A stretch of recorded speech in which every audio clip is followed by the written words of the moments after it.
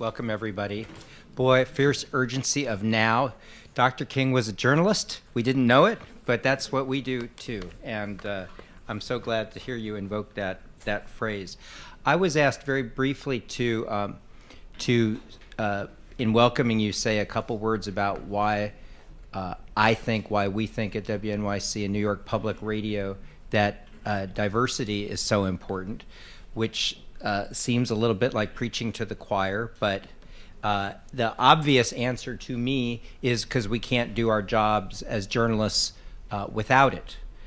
There is a world of nuanced things to say about this. Some of my colleagues will say, Jim, you're unlikely to say any nuanced things about anything. But basically, if you don't know what's going on and you don't understand language and actions and signals and you don't know how to communicate with people because you are operating in a bubble of homogeneity, then you can't do your job as a journalist. Your curiosity as a news organization is inevitably going to be limited by the life experience and perspectives of the people in your organization. So you'd better do everything in your power to minimize those limits. That's why this is also important. And I think we understand that here, and I think we try to do our best in hiring, in our coverage, in how we talk among ourselves and how we talk with our audience. But now I'm quoting Brenda as opposed to Dr. King, we can always do better. We have to always do better, and we have to do better in big things and in small things.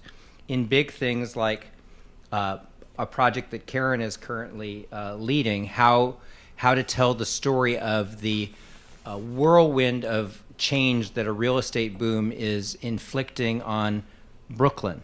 Every word you choose, do you call it gentrification or what, is so critical to telling the story well and to listening to the people who have stories to tell. And in things small, like my colleague Rebecca, who I'll introduce in a second, her email yesterday pointing out as we were out collecting Vox on the street about David Bowie's death, she sent an email to everybody that said, black people like Bowie too. Which I believe we had more or less overlooked in our collection of voice. Changes. I'm sorry?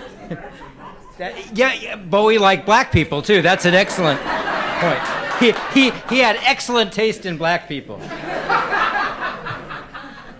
So I hope that our welcoming you here is and spending some time together tonight is a way of advancing that cause of continually trying to do this job better. So now let me introduce the folks who are going to come up onto the stage and talk a bit. I think if I understand that their topic for 10 or 12 minutes is really about how an awareness of race permeates their work, honestly.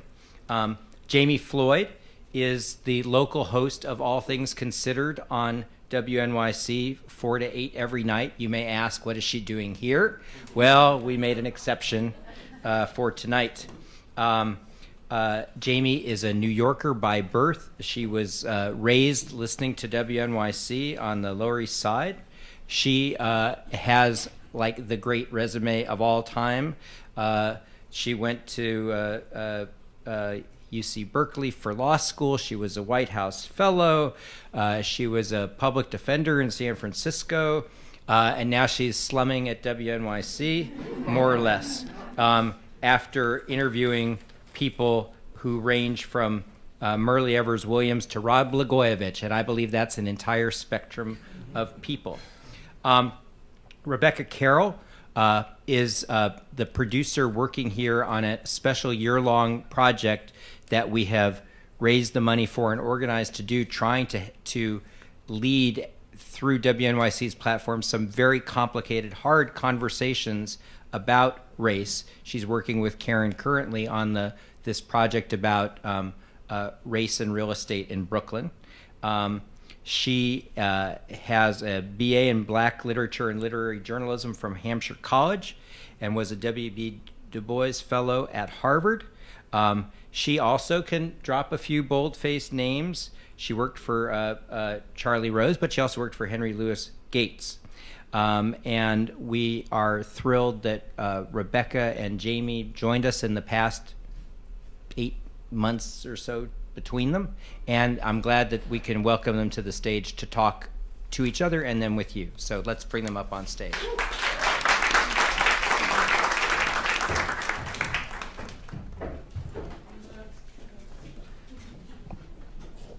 Hello.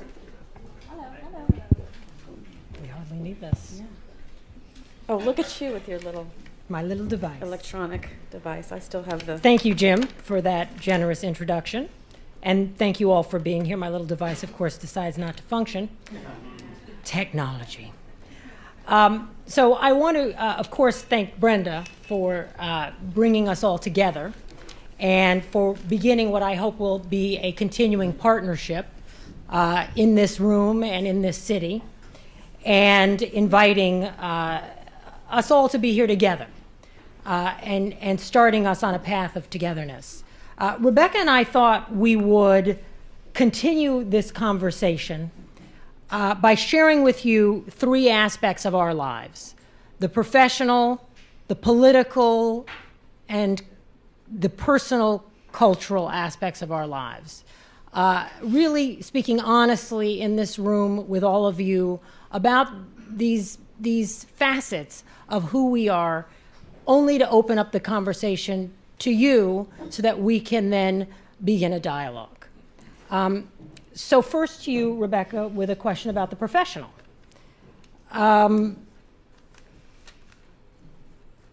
Why are you here? That's my question, really. I mean, Jim explained to us what you're doing. You're not going to set that up at all? You're just No, I'm not. Okay. I don't think I need to. I feel we've connected, we've bonded. We sit in the same newsroom. I feel her energy coming in my direction.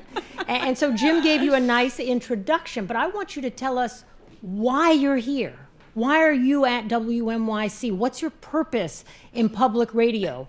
Why are you here? Not a very big question, really. I like to say I've been in this game making rap tunes, long as honey's been wearing Sassoons. I've been in this industry for a very long time, and I've had, a range of experiences that almost always involve race, and as it turns out, that is part of my work. I've written extensively on the subject. I have lived the subject, but I had recently taken some time off, a year to be exact, to really reflect on what this industry means to me.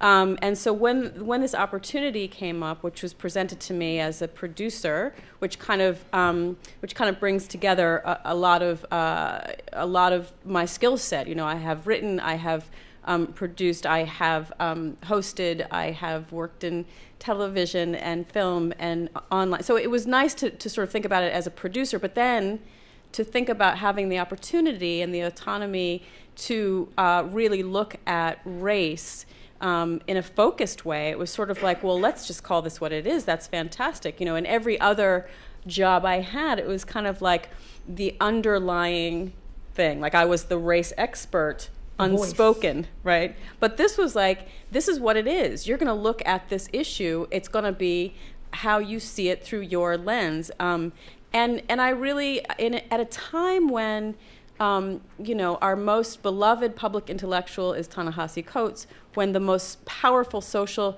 justice movement is Black Lives Matter, at a time when the most present social media presence is Black Twitter, I saw it as an opportunity to make this time not just a moment or a movement, though the movement will happen if we do it right, but to really be, a guiding force on a paradigm shift. And who better to do that than New York City and WNYC? Excellent.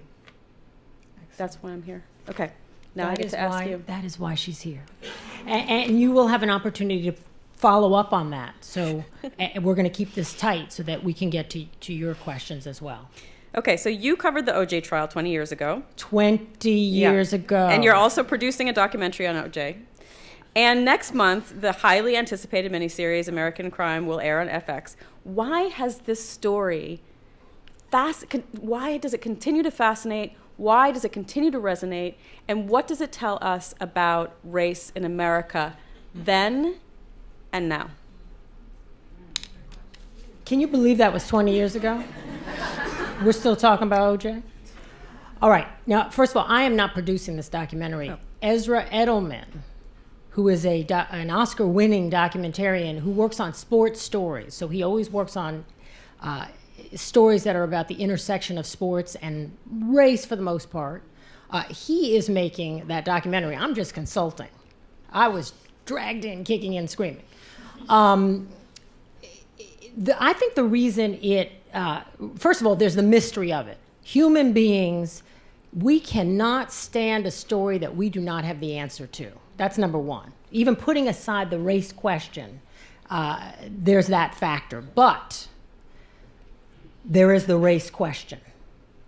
And when it comes to that O.J. Simpson story, there are unresolved, deeply painful for the American public issues of race and gender. Because let's remember, there were, when that story unfolded, issues of what went on in that household between O.J. Simpson and Nicole Brown. Simpson was her surname, even though they've tried to say her name is Nicole Brown. And those continue to be deeply unresolved. So that when we get to the Zimmerman trial 20 years later, Trayvon Martin, we have the same deep fissure in the public opinion reaction to that case.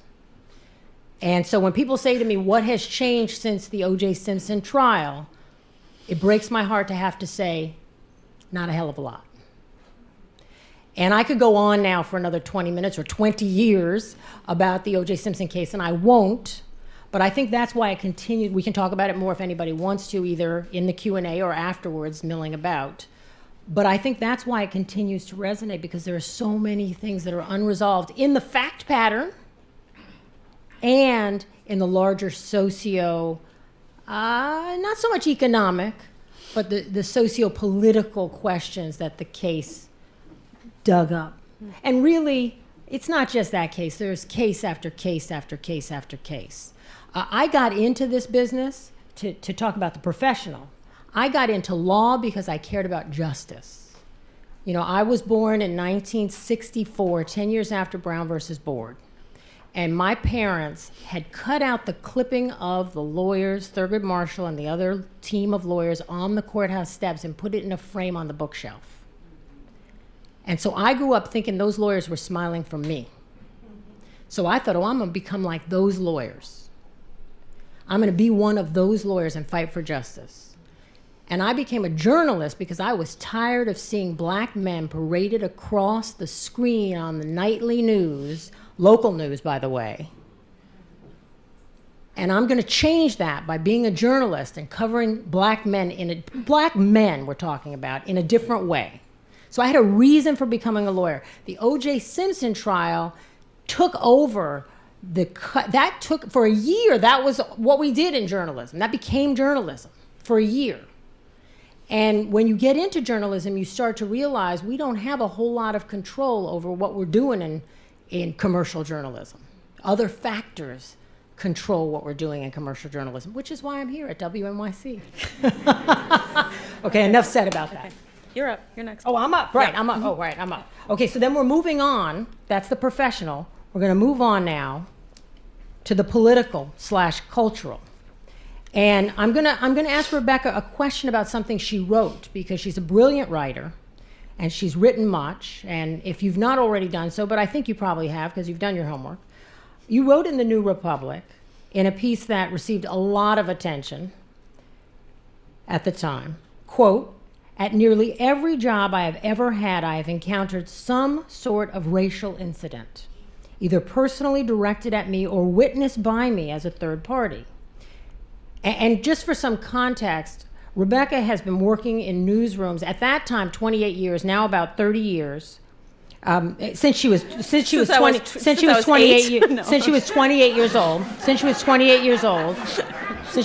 years old. So a good long time.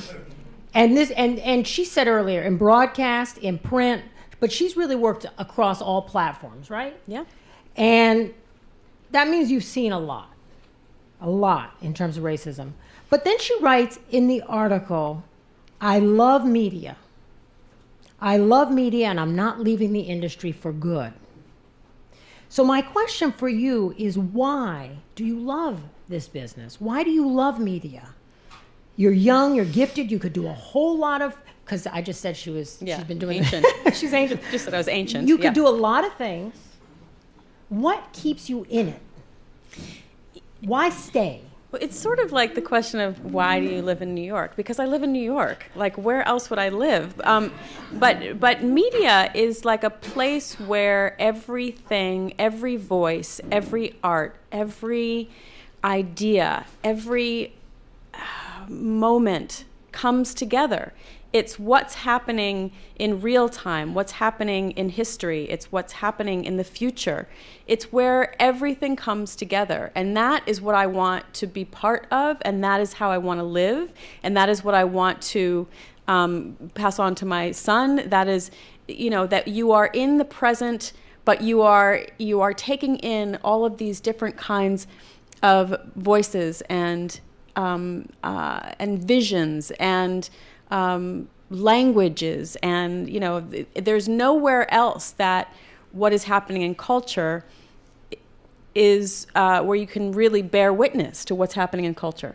So is that what you feel you're doing as a journalist and as a writer? You're bearing witness? Yeah. Oh, for sure. I'm bearing witness, and I'm also becoming, more of who I am. I mean, I think that if we're lucky, we choose a job or a field or an industry that helps us to become more of who we are until we're done being who we are, and we are, that's the end of the life. But I don't think you stop individuating. I don't think you stop, taking in things that will help broaden your scope and progress your thinking and grow your imagination.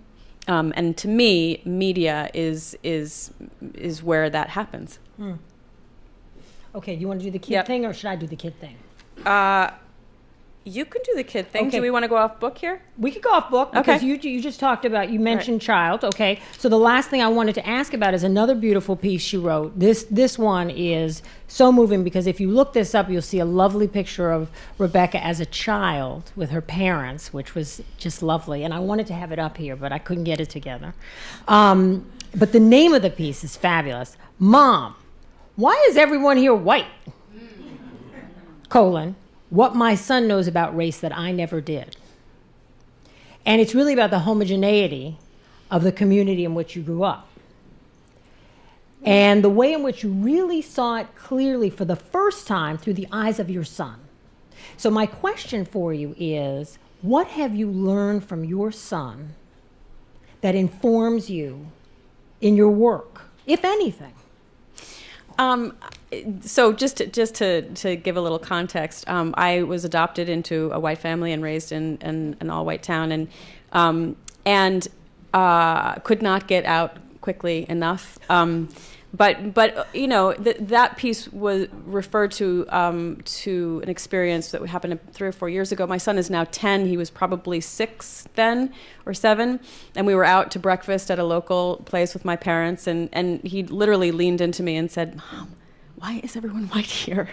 And it was his first awakening, really, of the fact that he's growing up in a city surrounded by black and brown folks, and that his mom, who is black, grew up in this all white sterilized community. It was such a it was really a trenchant moment because And he you can hear my ear. He asks it in a factual way. Yeah. Not in a judgmental way. Yeah. It's just a question. So a couple of things happened there, which was, one, I felt very proud as a parent that he was able to call that out and feel like there was something wrong with that's not the environment that he wanted to be in. And two, really realizing that, I mean, he was testifying for me that at his age, that's all I knew. and that I was internalizing that at that time. And I've been writing about that since. But he really validated that experience for me, that it really did matter, that it wasn't just about, I mean, we can get into a whole other conversation about interracial adoption, but, that love will conquer all and all that sort of thing. But I really felt that everybody was white around me at that time, but I didn't have anybody who I could bounce that off of. So I would say what he has taught me is that my experience is valid, and that what I have been writing about all this time is real. Right. Yeah. Right. Should I ask you another question? Sure. I do want to We say, should get questions before you ask the last question, her writing on adoption is beautiful. We don't have time for it here because we just can't keep going because we want to get to your questions. But I did want to work that in. Maybe we'll do a whole nother green space event on adoption. Okay, now I think we have time for one more. Okay, go, should go. Should I do I'll the do it personal quick. or the political cultural? Oh my gosh, we have 2 more on there that we didn't Yeah, get to? you just asked 3. Do the personal because it's Okay, sweeter, I think. okay. I don't know quite So, what it is. As a Black mother who works in media, how do you encourage and/or hope for your children to consume and use the media, especially with the proliferation of ways it can be I consumed? wish they put down the damn screens. And put the those increased screens down. circulation of visual coverage in which Black people are being killed. Right. Yeah. Okay, this is easy. It's not easy. The answer isn't easy, but I can do it quickly. And that is I try to teach them to be skeptical consumers of media. Even though I'm in media, I want them to consume a wide variety of media and to be skeptical and critical consumers of media. And I guess with a parent in media, my son is so cynical, I think I've overdone it. But I do try to get them, skepticism is healthy. And so I try and encourage that. And I'll try and just stop right there so we can get to your comments, questions. And we're going to bring up the others, aren't we? Aren't Jim and Brenda, aren't you going to come back up? Oh, good. Yay. That was good. That was a short last answer.